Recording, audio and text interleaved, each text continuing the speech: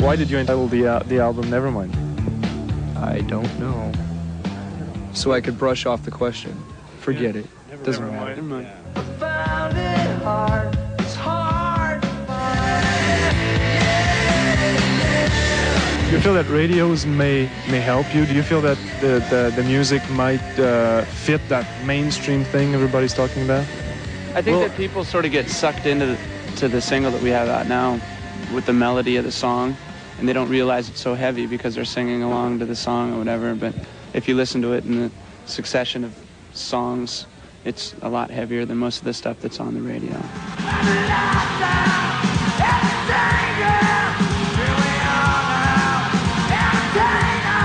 Tell me about that Teen Spirit song, since it's the first video, first single. Did you have anything to do in elaborating it, doing it? Thought of the whole idea. It was just our idea was to have a pep assembly scene that's gone bad. You know, that's gone bad. Anything you've experienced before? No, it was just more or less like a fantasy of ours for that to happen in high school while we're sitting at a pep assembly bored off our skulls, you know. So after a while we resorted to skipping the pep assemblies, not going to them at all. But I don't know, it's just an idea. What about Teen Spirit?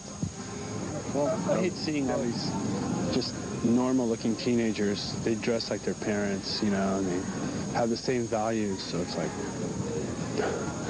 it's kind of a shame. Our parents are in control of the entertainment industry, and there's no generation gap anymore because the kids and the parents like the same music, and it's really frightening to us.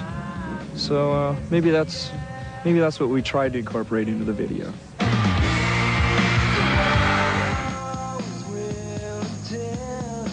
We were never seeking out a major label contract in the first place. It just happened. I don't know if it would have happened if we weren't on Sub Pop or not, but I don't know. It's just, we got a lot of press in Europe because of the Sub Pop scene. And it wasn't necessarily because John and Bruce were these mastermind guys, you know, getting a lot of interviews, like using their talents to get interviews. I mean, they were in ways, but also a lot of the journalists over in Europe happened to like the band, sincerely like them, so they wrote about them, you know. It wasn't as much of a hype as everyone thinks it was.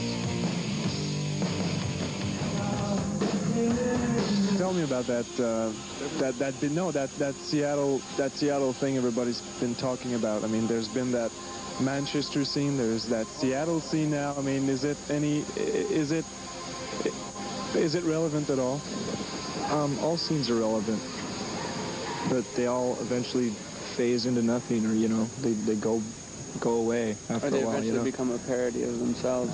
Yeah, I mean, they eventually become a parody of themselves. People put too much emphasis on scenes. I mean, just because there happens to be a town with a few really good bands in it, I mean, big deal. It's happened all over the place, in Minneapolis and LA and New York, all over the place. So it's really no big deal. I don't understand this, like, community patriotism that everyone is boasting about in Seattle, because, like, they're claiming that they finally put Seattle on the map, you know, but, like, what map? Now the Who rents cares? are going up. Yeah, everyone's moving to Seattle. I mean, we had Jimi Hendrix. Heck, what more do we want?